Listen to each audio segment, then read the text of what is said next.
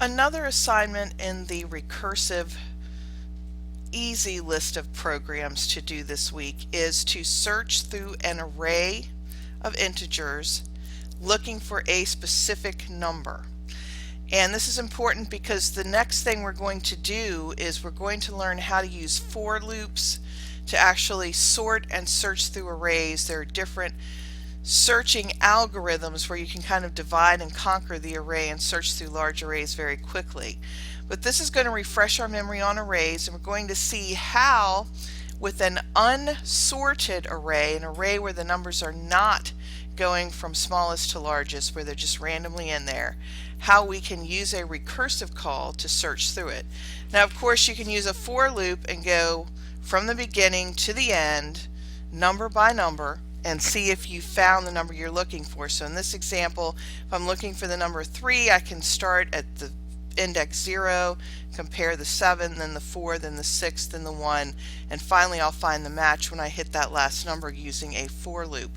Or I could go from the end to the beginning with a for loop. Either way, the idea is I'm checking each individual item to see if it's the number that I'm looking for. Well, I can also do that through recursion. And again, we'll see in the next chapter that we have to sort the arrays to really get the most efficient algorithm for finding numbers. But in this case, we're not going to sort it, so it's unsorted.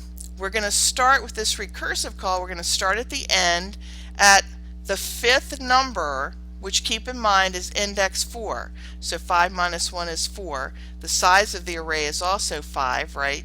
So the size minus 1 gives us the index number of the last element. So we're going to start at the 4th number, and then we're going to see if that's the number we're looking for. And if it's not, we're going to fake it out. We're going to tell the method call that now the size of the array is 4 instead of 5. We're not really changing the size of the array because you know you cannot manipulate the size of the array once it's declared, but we're going to fake Java out by telling it, okay, now I want you to pretend that the array has a size of 4 so that you go to the next to last number, the 4th number, which is index 3, and you check that one. If that's not the number I'm looking for, I'm going to fake it out. I'm going to tell it the size now is 3, meaning I want it to go to the end, to the 3rd number. But this is important. It's index number 2, which has the 6. Check and see if that's the number. If that's not the number, I'm going to fake it out. I'm going to tell it that the size is 2. Okay, so it'll go to the number that's in the 2nd position, index number 1, the 4. It'll check that. Then finally, if that's not it, I'm going to say, hey, the size is 1. I only want you to check one number, which will be the first number at index 0. Because what I'm going to do is I'm going to pass it the size. I'm going to say go to the position at size minus 1 each time. So that's why I just want you to remember that even though this is the 5th number, it's index 4. This is the 4th number, but it's at index 3. So that's what I'm going to do. I'm going to fake it out. I'm going to go to the end. I'm going to have it check.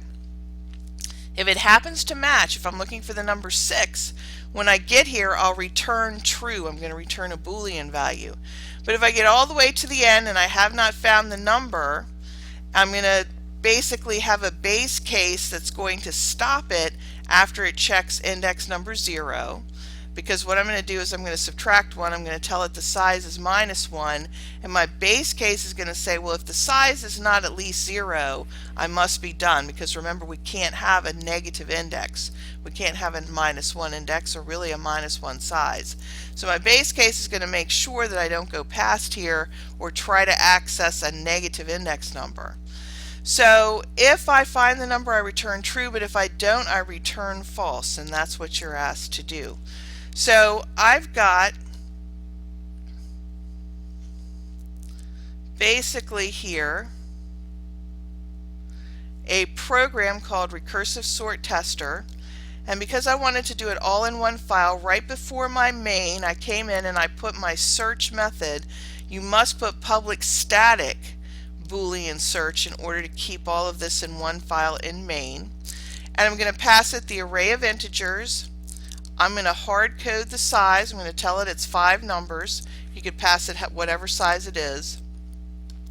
And then I'm going to pass it the number I'm searching for. Now of course with size you could get this dynamically as well by using one of the attributes of the array, but I'm going to hard code it for simplicity. And here's my base case, okay?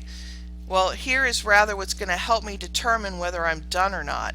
If the size of the array that I'm sending it is a negative value, which will happen once I get to the very first element and I check it, I will send a -1 back to this recursively.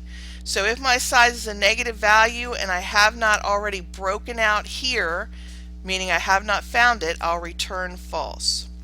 But as long as my size, or the index number that I'm looking at, is within the range, then I'm going to keep checking. I'm going to keep comparing.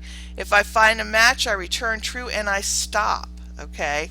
So I can either stop because I've found the number, or to protect myself from infinite recursion, I will stop when I am done completely going through the array from the end to the beginning. So here's where it gets a little tricky. That's why I wanted you to see the spreadsheet. I'm going to send it a 5 the first time I call it, because that's the size of my array, which you can see here. The size is going to be greater than 0. Then it's going to say if x of 4, right, index number 4, which is the last position in the array. Check and see if that's the number. If it's not, come down, resend the index, but this time I'm going to tell it the size is 4. Size is still 5. It doesn't get changed here. I'm not resetting it. I'm just manipulating getting a number based on it. So here I'm going to send a 4, and I'm still sending the number I look for. When I come in here, the size is 4. That means it's the first 4 numbers. I'm going to ignore the 5th or the last number. But of course, if my size is 4, remember that means the last number is at index 3. Okay? So 4 minus 1 is 3. It checks the number in location 3, sees if it's a match. If it is, it returns true. If not, I send a 3 here. So I'm saying now I'm just looking at the first 3 numbers. When I come in here, 3 is greater than 0. 3 minus 1 is 2, which is correct, because the third number is at index number 2, and so on. So that's why you keep seeing the size -1 going on here. And remember, I'm not changing the size of the array. I'm just faking Java out to tell it to only search the specific number I want going from the end. I'm not actually changing the size of the array. So here in the code, I set up my array. I just did a real quick hard code of the values, and then in my print line, I call it, I pass it the array, I tell it it's a length or size of 5, that there are 5 numbers in it, and I am looking for the number 3, and when I run it, I get a true.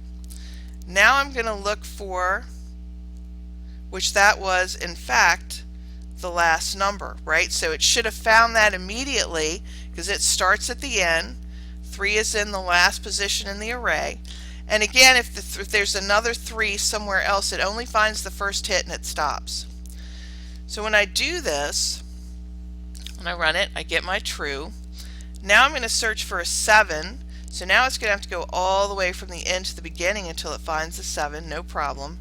Now I'm going to put a number that's not in there, such as 2, okay, and it doesn't find it. And it takes a little bit to run. I would have to write up a for loop and compare it to see if that's a little faster, which I think it might be. But you can see where that works. If I did want to do a for loop,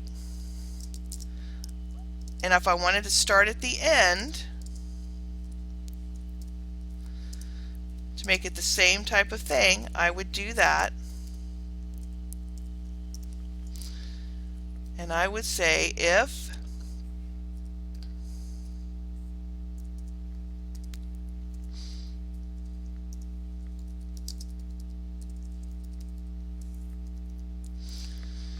and actually I would have set up some variables here. I was hoping I could take a little shortcut.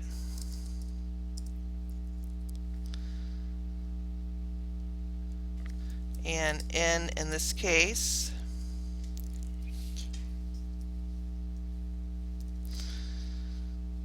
again, if I wanted to search for the number 3, which is at the very end,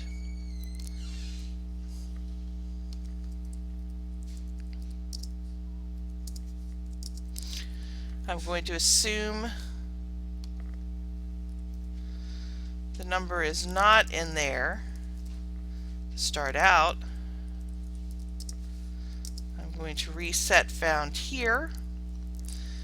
I'm defaulting it to false, assuming it's not in there, so if I don't find it, I don't have to change it.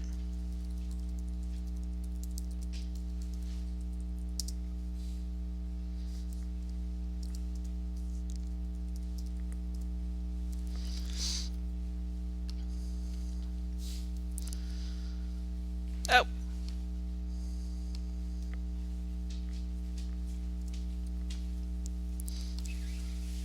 And of course the size is 5, but I have index number 4, so I made a mistake there, started too high. Alright, so that gives you a basic idea of how to do it as a loop, but really also how to do it recursively. This is an okay example of recursion. I think it's a little a more simple example than, say, Fibonacci. It's kind of along the lines of factorial, and it is a nice way to do a search through an unsorted array.